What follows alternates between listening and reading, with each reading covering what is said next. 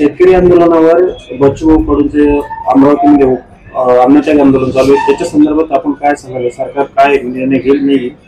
मी स्वतः बच्चू कडूंच्या अन्नत्याग आंदोलनाला भेट देऊन आलो आणि क्रांतिकारी शेतकरी संघटनेच्या वतीने पाठिंबा डिक्लेअर करून आलेलो आहे।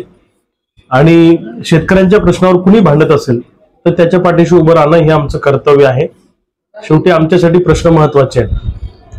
आज गेल्या महिनाभरापासून मी स्वतः महाराष्ट्राचा दौरा करतोय। तब्बल 20 जिल्ह्यांचा दौरा करून मी आज भोकरदनमध्ये आलेलो आहे। आज या परिसरामध्ये मी शेतकऱ्यांच्या भेटीगाठी घेतोय। आम्ही ठिकठिकाणी मेळावे घेऊन शेतकऱ्यांना उद्युक्त करतोय लढण्यासाठी, भांडण्यासाठी। आणि एखादी लढाई मोठी लढायची असेल तर सैन्याची मानसिकता तयार करावी लागते, किंबहुना युद्धासाठी सैन्य तयार करावं लागतं।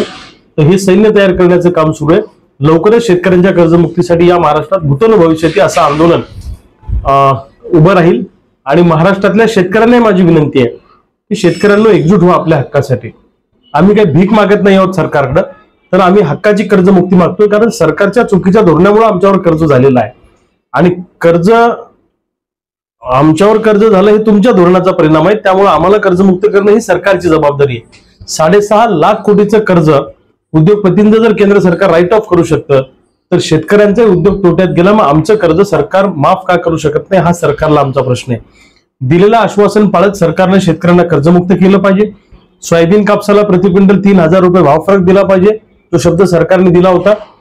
आणि हक्काचा पीक विमा दिला पाहिजे। अनेक शेतकऱ्यांचं नुकसान होऊनही त्यांना पीक विमा मिळाला नाही।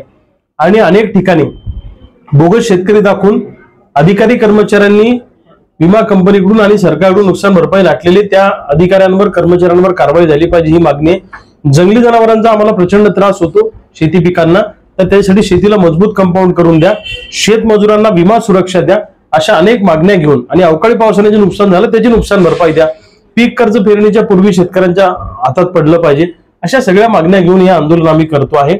सरकारने जर का दखल घेतली नाही तर या महाराष्ट्रामध्ये शेतकऱ्यांच्या असंतोषाचा आगडोंब उसळल्याशिवाय राहणार नाही हे सरकारने लक्षात ठेवावं।